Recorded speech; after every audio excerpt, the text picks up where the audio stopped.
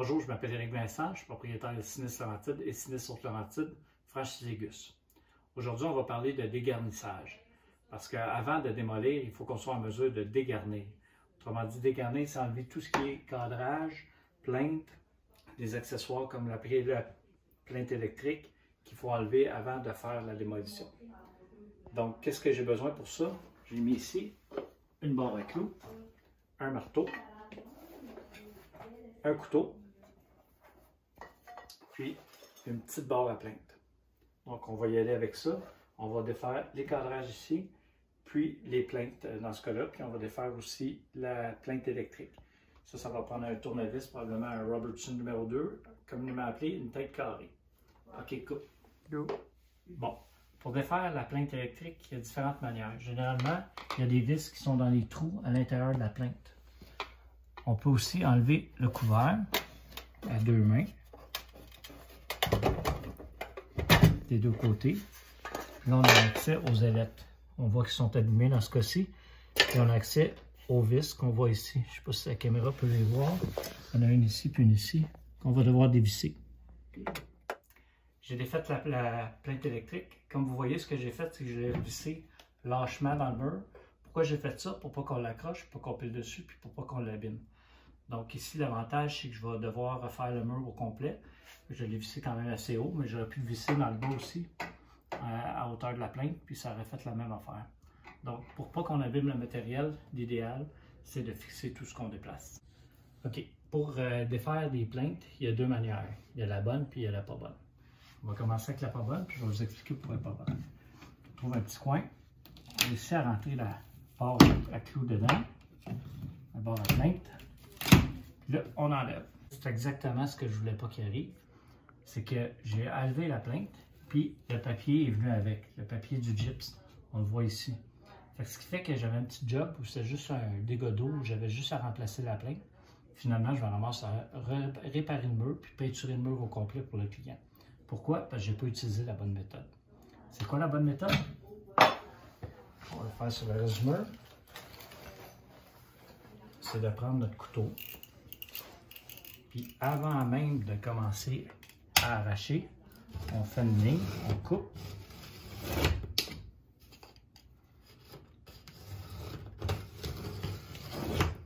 Ça fait une belle job. Quand je vais enlever ma plainte.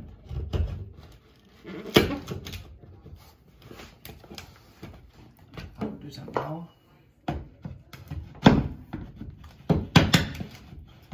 Ça aussi, c'est un petit détail, mais je vous montre quand même. Quand je prends la barre à clous, plutôt que de pousser sur ma barre à clous et de risquer d'endommager le gyps, je tire dessus, fait que le point n'est pas au même endroit. Ça n'abîmera pas mon gyps à des endroits où je ne veux pas qu'il soit abîmé, parce que je n'aurai pas besoin de le remplacer.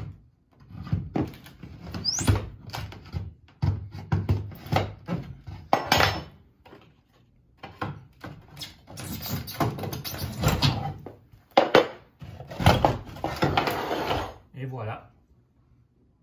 OK. Donc là, dans ce cas-ci, je dois enlever le cadre au complet parce que je vais déplacer ma porte, c'est pas un dégât d'eau. Puis dans le fond, ben, ça arrive, donc on est obligé de tout démolir. Donc dans ce cas-là, je prends un escabeau. Pourquoi? Parce que je m'en rends ici, là, mais je ne suis pas capable de voir ce que je fais comme du monde. Je ne suis pas capable de voir si je vais tout arracher. On prend un escabeau, on travaille de façon sécuritaire. On est capable de faire nos choses comme il faut, proprement. De ce côté-ci, je suis en train de faire le cadre de porte. Vous allez voir, c'est la même chose. Je pousse sur ma plainte plutôt que de tirer. Encore pour la même raison, le cadre de bois, c'est du bois mou. Puis si jamais je le fais de l'autre côté, je risque d'abîmer le cadre de bois. Puis je ne pourrais pas juste le réparer. Il va falloir que je remplace des morceaux. Donc, il faut toujours penser un peu plus loin que la rapidité. Il faut penser à la façon dont on va être obligé de reconstruire, puis qu'est-ce que ça va impliquer, la façon dont on a fait le dégarnissage.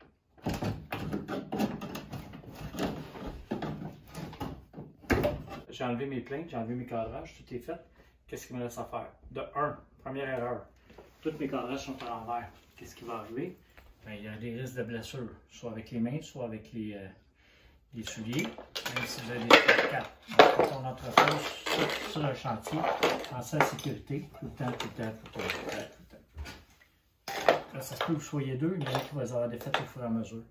Les plaintes, dans ce cas-ci, ce n'est pas un dégât d'eau. Je ne sais pas si je vais les réutiliser ou pas. Si je ne peux pas les réutiliser, je vais enlever toutes les clous. Je suis pour les réutiliser. Généralement avec des pinces. Puis on va rendre ça sécuritaire pour pouvoir les garder et les mettre de côté. Si jamais c'est une démolition, on ne récupérera pas les plaintes pour une raison ou pour une autre, soit qu'ils ont de l'eau parce que c'est du MDF ou quoi que ce soit, on les jette telles quelles. On n'a pas besoin d'enlever tous les clous dessus. Il faut juste les manipuler délicatement pour ne pas se blesser. On peut juste plier les clous avec les doigts pour pouvoir les transporter, mettre ça dans le trailer. Donc, l'important, la sécurité avant tout. Les échantillons maintenant. Là, ici, j'ai défait un carrage de porte, les petites têtes, puis j'ai défait une plainte. C'est important de ramener un échantillon de chaque. Donc, vous amenez quelque chose au bureau qui va permettre, vous le coupez, là, amenez-moi pas des longueurs pleines de même. Maintenant, vous en ramenez là, quelque chose comme un pied, puis vous allez le recouper pour que ça rentre dans un sac à l'achat. La même chose ici, un pied, ça, bien, vous le ramenez. Mettez ça dans un petit sac genre Ziploc à l'achat. Comme ça, on va pouvoir les avoir. Nous autres, on les garde, on les met dans le dossier. L'assureur, des fois, nous le demande. Puis s'il ne nous le demande pas, on a besoin pour faire le devis de reconstruction. Parce que vous comprenez qu'une plainte de cette largeur-là, c'est pas la même chose qu'une plainte de 2 pouces et quart. Ça ne coûte pas la même chose. Donc, pour le devis, c'est important qu'on ait ces échantillons-là. Bon, là, on a défait tous les cadrages, tout ça. Tantôt, je vous ai parlé des outils que j'avais besoin. J'ai oublié de vous mentionner. Ça prend une pince. J'ai une petite pince, je ne dirais pas le nom qui me passe dans la tête, mais c'est pas une pince nécessairement appropriée. Donc, il faut qu'on enlève tous les trous qui restent dans ce qu'on a conservé. De façon à ce que, d'une part, personne ne se blesse. Puis deux, quand la personne qui va venir le construire va arriver, ben, elle n'aura pas besoin de se mettre à enlever des clous qui restent et des vis qui restent.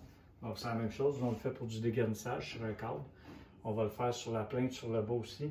Mais ce sera la même chose si on défaisait un plancher de bois. Il faut tout enlever, tout ce qu'il y a. Pensez toujours, comme je vous le dis, la reconstruction. Comment quelqu'un va le reconstruire?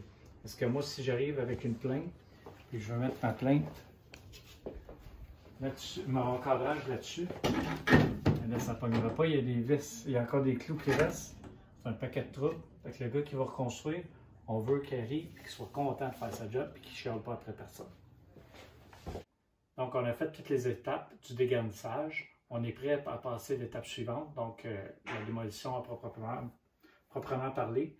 Donc, on va couper des bonnes murs, on va couper des murs à 2 pieds, puis on va vous montrer comment couper des murs à 4 pieds. Ça va faire l'objet du prochain vidéo. Merci de m'avoir écouté. Soyez prudents.